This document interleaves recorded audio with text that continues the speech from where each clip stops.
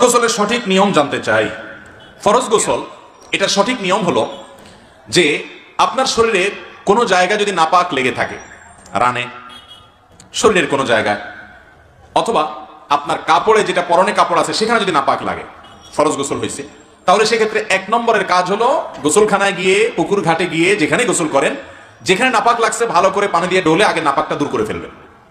লুঙ্গিতে লেগে আছে, কাপড় লেগে আছে, তাহলে লুঙ্গির যে জায়গাটা লেগে আছে ওই জায়গাটা আগে ধুয়ে পরিষ্কার করবেন। এটা হলো প্রথম কাজ ফরজ গোসলের।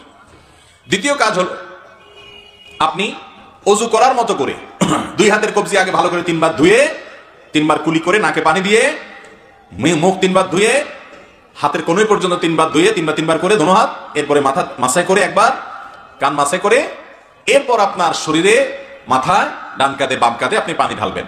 আর যদি পুকুর হয় তাহলে সেক্ষেত্রে ডুব দিবেন, কিন্তু প্রথমে আগে অজু করে নেবেন। অজুর মধ্যে শুধু পাওটা ধোয়া বাকি রাখবেন, বাকি সব কাজ করবেন। মুখ ধোয়া, হাত ধোয়া, মাথা মাসে করা, এগুলো করে পা ধোয়াটা বাকি রেখে গোসল শুরু করবেন। বিসমিল্লাহ। এরপরে গোসল করা শেষ হয়ে গেলে আপনি উঠার সময়, বের হওয়ার সময় 2 পা ভালো করে ধোবেন।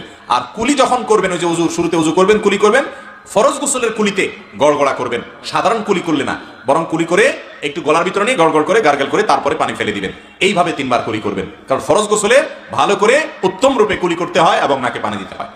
এরপর আপনার গোসল শেষ, যাওয়ার সময় 2 পাও টাকনো পর্যন্ত ধুয়ে এরপরে কাপড় চেঞ্জ করে আপনি চলে যান। ফরজ গোসল হয়ে গেছে, সাথে অজু হয়ে গেছে। গোসলের সাথে কি হয়ে যাবে? অজু হয়ে যাবে। এই পদ্ধতিতে গোসল করা হলো সুন্নাত।